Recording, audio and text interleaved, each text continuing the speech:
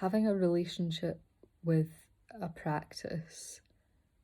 for a long time is a really interesting experience, and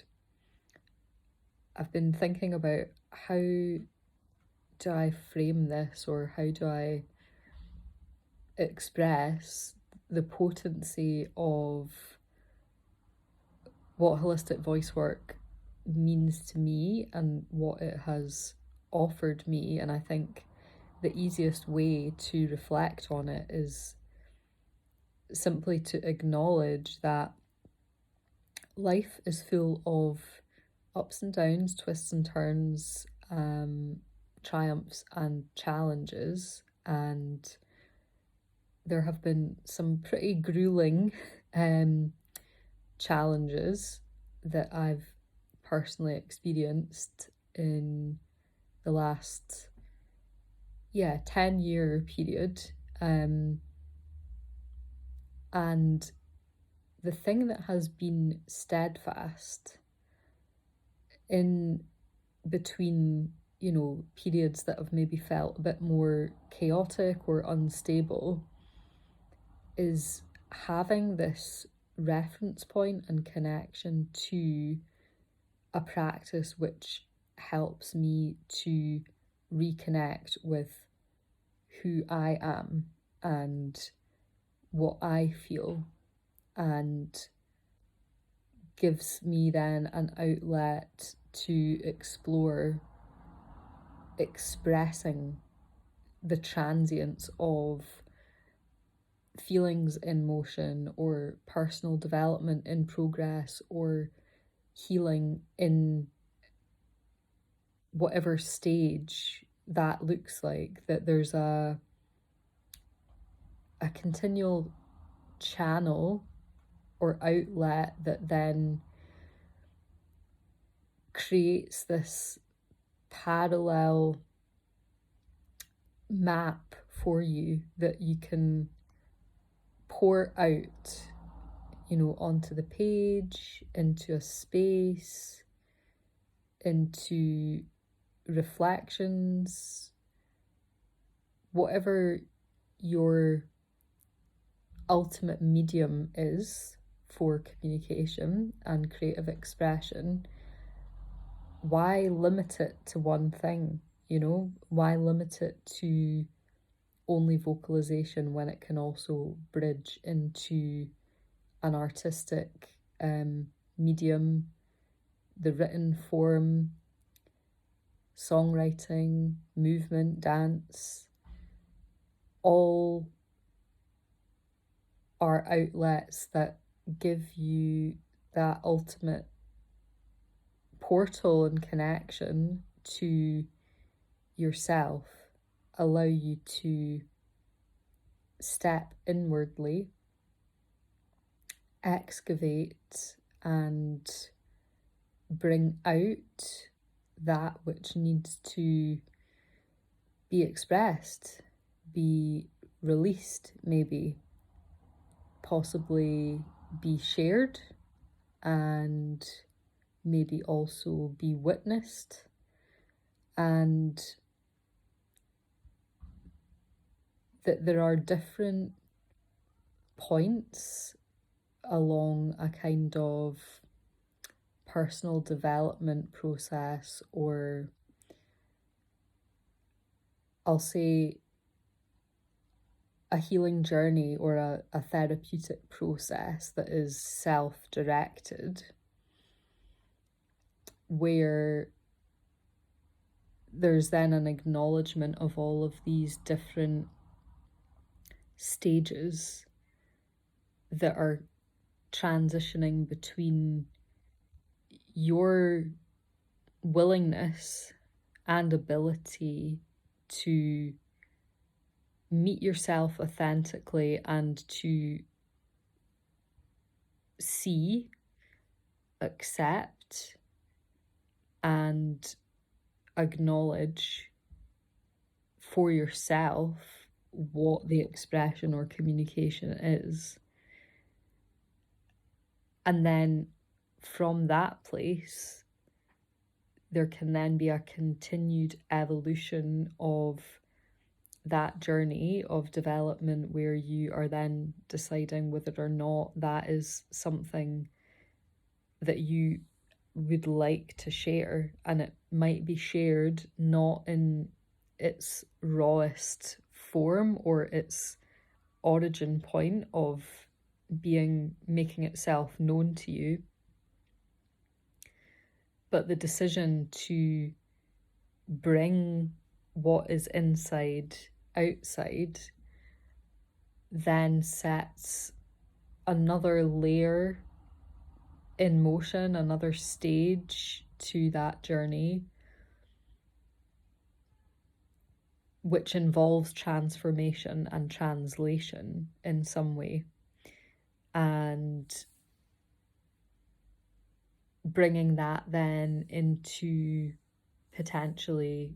this space of the sharing being witnessed, observed, that there is a space in which others are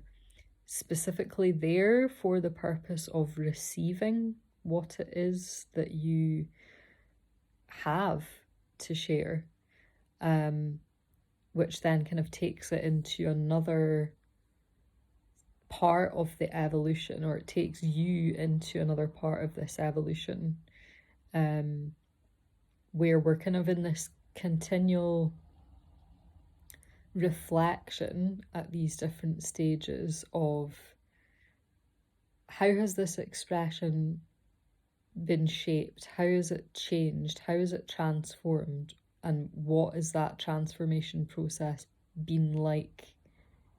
in terms of how I have shifted and grown as a person. But then there's also a piece around the connection to, is there still a quality of essence with the final articulation of whatever I've decided that feels that it wants or needs to be shared and engaged with by someone else, that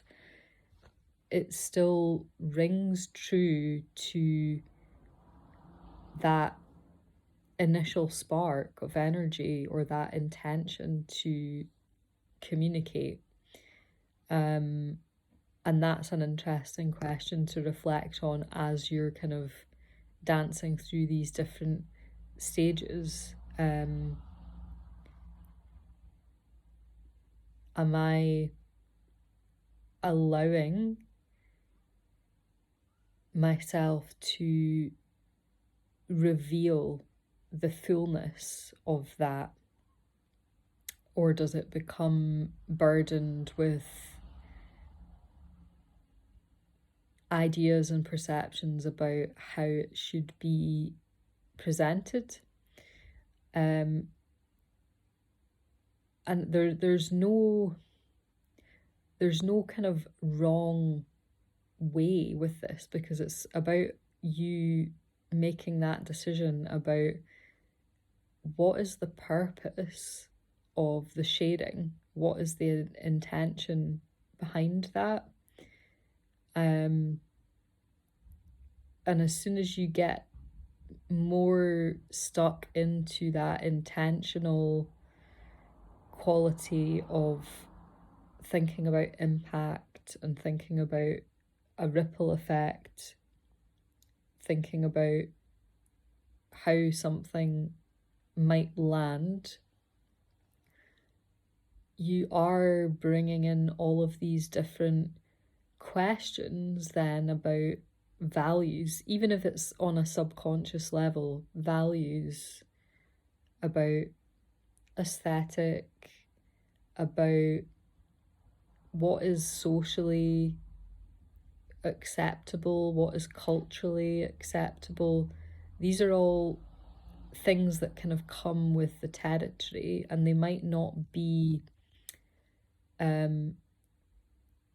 front and center of your process of thinking about the final presentation of something, but they are woven into social codes and behavioral codes in terms of being attached to ideas about connection and ideas about what will be safe and what will be accepted and what will be digested and what will be okay for me, and mean that the expression that I share will not equate to me being shut down or criticized, or there's so much weight that becomes woven into the translation of this that's kind of going on behind the scenes and subconsciously. It's like all that stuff is coming up and it might not be top of mind, but it is there and it is present. And that's why I'm also saying, even though some of those things do touch on personal values or the politic of a space, it doesn't mean that there has to be this kind of judgment about what is right or wrong for us, because it's actually about what we are ready to explore. And if there is a lot of self-censorship, and if there is a lot of adjustment and editing and tailoring the communication to be deliverable in a way that feels safer to us, that's still a process of development and still a process of excavation. And we know how we feel in that moment of sharing. Deep down, inherently, we get that feedback, we get that awareness in the body, we have that connection with the emotional space,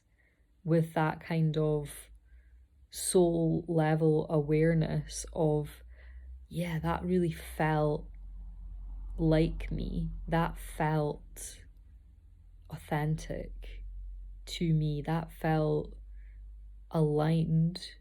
with who I am and what I want to say and the essence of that. Or we get, these feelings of something is not quite sitting right, or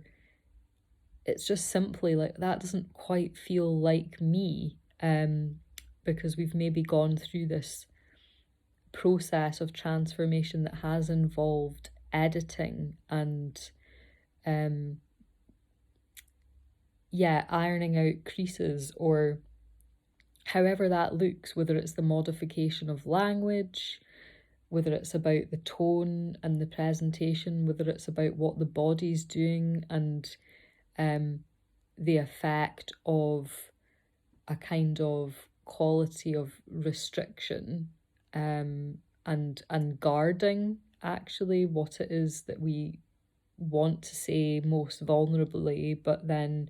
maybe don't feel safe to fully share with others. It could be all these kind of like secondary indicators of what are actually patterns of adjustment and censorship. And I'm mentioning that and reinforcing this alongside the idea that this doesn't mean it's wrong. This doesn't mean that that you're doing something bad, that you're doing something damaging, in the sense of like a value judgment of like, oh, this is the wrong way. Because if we think about it like that, we are immediately introducing shame. We're introducing a kind of linear and black and white thinking, which removes us from the possibility of a multifaceted and holistic perspective, which allows us to connect with and touch on all of these different parts of ourselves, and the grace and humility of actually maybe being honest enough to look at these individual parts and say, okay, well, maybe this one needs a bit more support, or maybe this one is not as developed as another, or maybe this one has been overshadowed by another part, or maybe this aspect is kind of underconfident or unstable, or has never actually had an opportunity to express itself fully or to be acknowledged or accepted. And if we start to reframe what we experience as effectively challenges, blocks, limitations, whether they're showing up emotionally in our spiritual identity, physiologically in the body, being expressed through tension or holding patterns, whether it is psychologically, mentally, that we're actually getting to junctures where we feel stuck, or we're kind of unable to expand our way of thinking or creative problem solving, or whether it is the social dimension of connection or lack of connection, or struggling to bridge the gap in really sharing more of ourselves with others and having experiences of grounded, safe, reciprocal interrelating and relating. Those are all things that we can document. They're all tangible. They're things that we can track. We can start to bring attention and awareness to those, but with this sense of curiosity of like, okay, interesting. Where has that come from? What is coming up? How is that manifesting? When this arises, what are the kind of knock-on effects of that, or the other things further down the chain that feel like they are triggered by this, rather than this attitude of, oh, well, it's wrong, it's bad, it's incorrect. These are all really, like, even the energy of those terms, it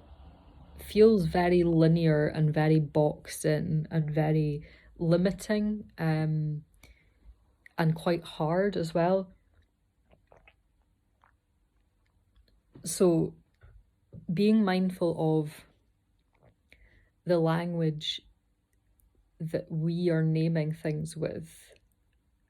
for ourselves, with, you know, our own experience, how we're labeling things, how we are defining them, being very sensitive and aware of the language that we're using in choosing to describe, but also in the language that others use when they refer to comment or make judgment on others' expression, because it's interesting. It reveals a lot. It speaks to the quality of energy that is perhaps trying to be expressed but is not finding that safe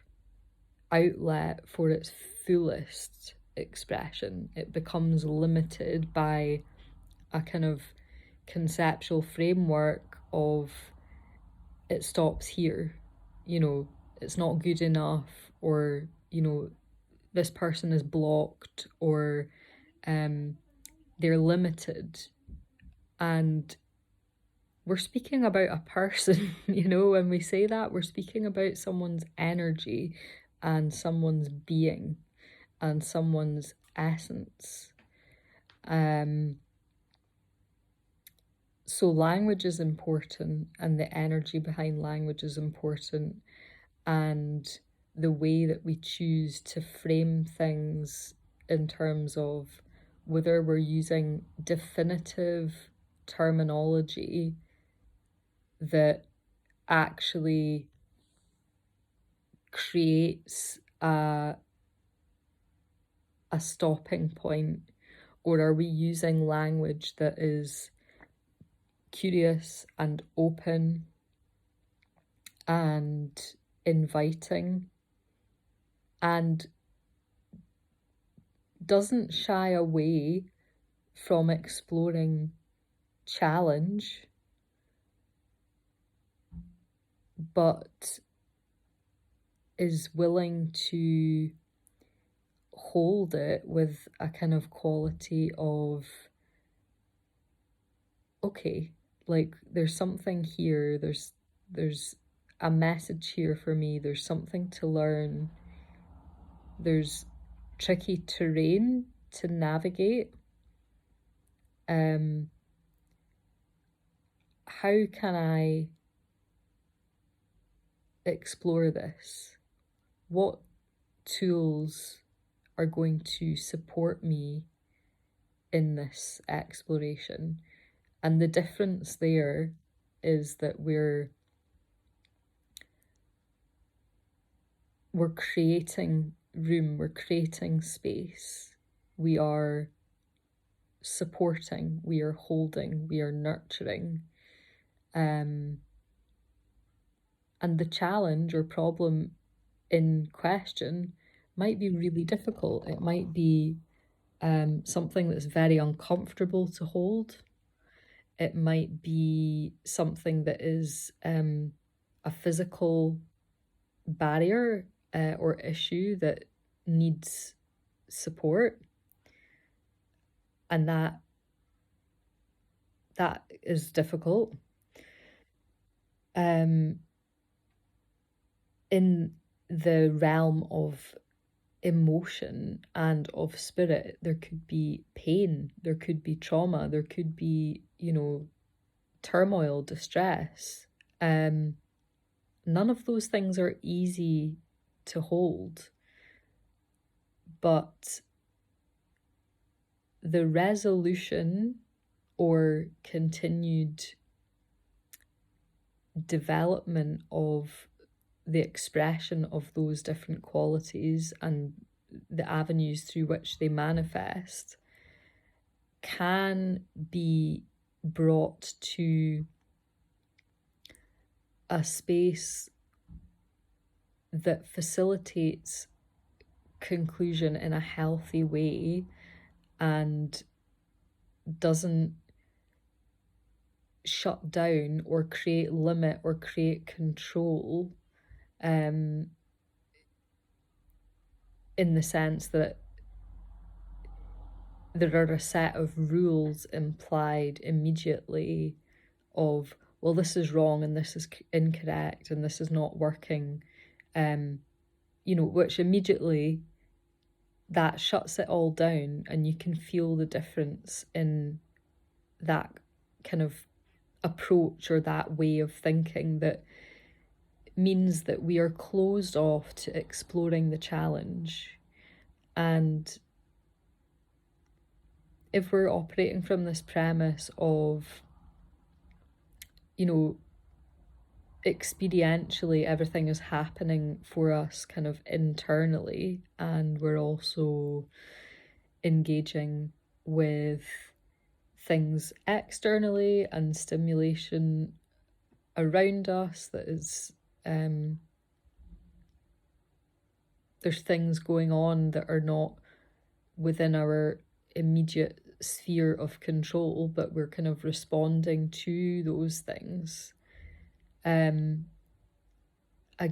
it's an extension of what am I exploring internally, and what is the knock-on effect of how that starts to shape the way that I'm exploring things externally. That we're kind of in this process of always sort of moving in and out, expanding and contracting, kind of moving out to explore and coming back in to check in, going out again, coming back in. And I've spoken to this quality of movement in some other videos, of this idea of the outward movement, the in and out, the expansion and contraction, but also this spiraling quality going on as well, that speaks to the kind of cyclical pattern of returning to themes and ideas and experiences again and again, and that happens on this kind of outward spiral and then this returning spiral as well. And then the micro movements within that bigger spiral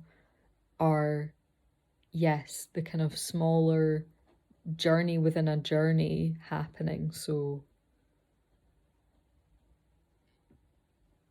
lots of small circles around the same themes whilst moving out and exploring external, and then in reverse coming back in and still doing these micro movements and spiraling in. So it's like, yeah, we're this kind of like amoeba where we're breathing, we're moving, we're alive, we're dancing, we're exploring, we're contracting, and we're also moving autonomically as well through these different qualities and ranges of experience in tandem with this exploration of all these different themes that are coming up, and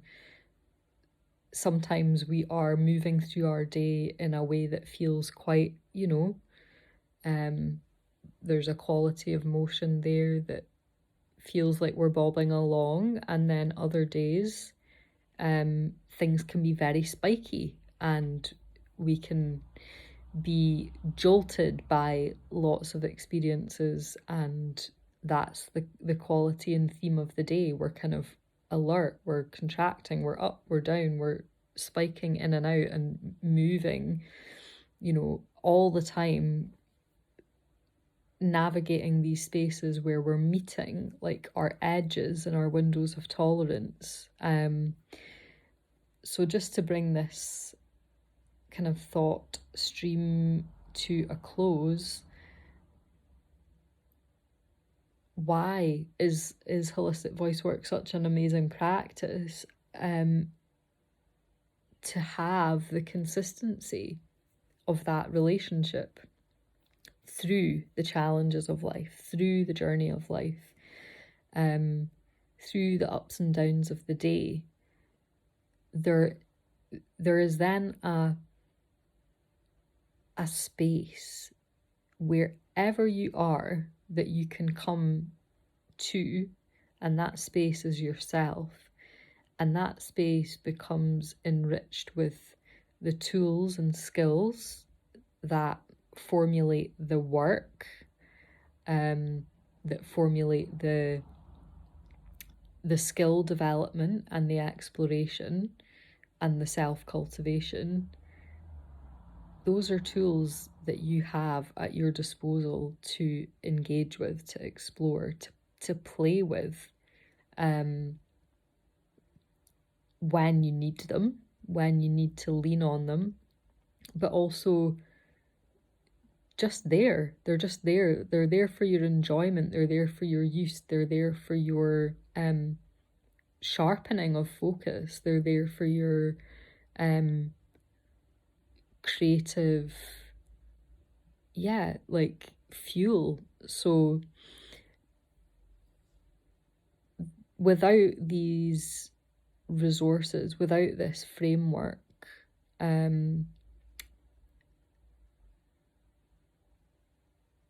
the difficult things that I have experienced, I don't think I would have been able to navigate them without this kind of quality of trust that was able to be maintained despite things in the external space telling me information that was kind of counter to the idea that, you know, there is chaos, there is strife, there is pain, there is suffering, there is difficulty, there is challenge. You know, that being the expression in the physical environment, in the body, in health, in the landscape of the mind, that there was this undercurrent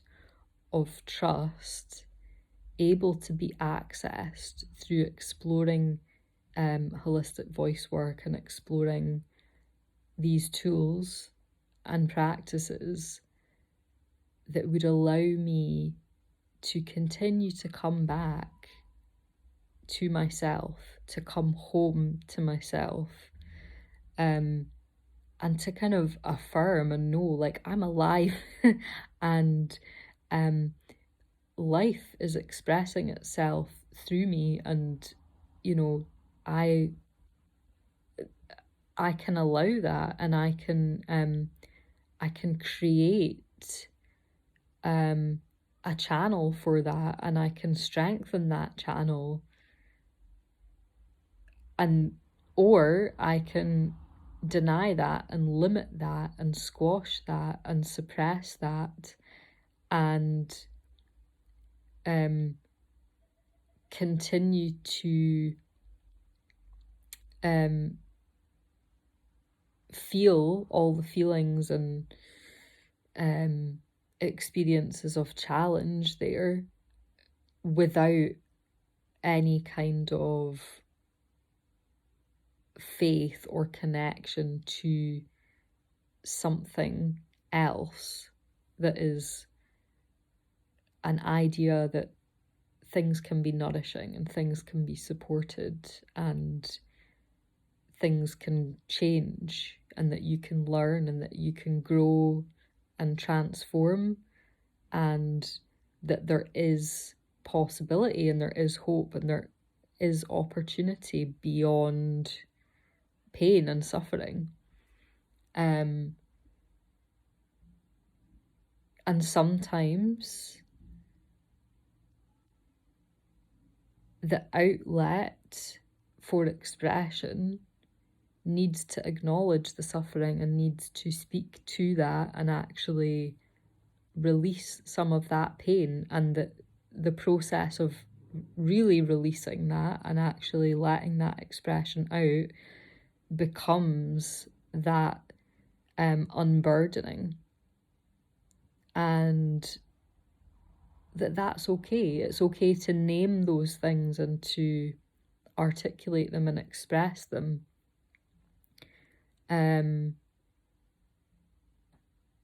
That is maybe part of the process, and that will look different for everyone. Absolutely, it will. Um, but it was the very fact of having this space to return to, um, the space to meet a reflection of self and to cultivate and harness, yes, the voice that really is, underneath maybe all of the challenge or the difficult things, saying something different. You know, that if we are feeding that and nurturing that and supporting that and listening to that and acknowledging it and making it feel heard, and continuing to pour into that and strengthen it, that grows over time. That unfolds, that blossoms. So that is why it's been a lifeline to have this practice, and why I'm committed to continuing to explore and experiment and kind of like renew my commitment to that space, because I know that it has got me through some really, really dark times. Yeah.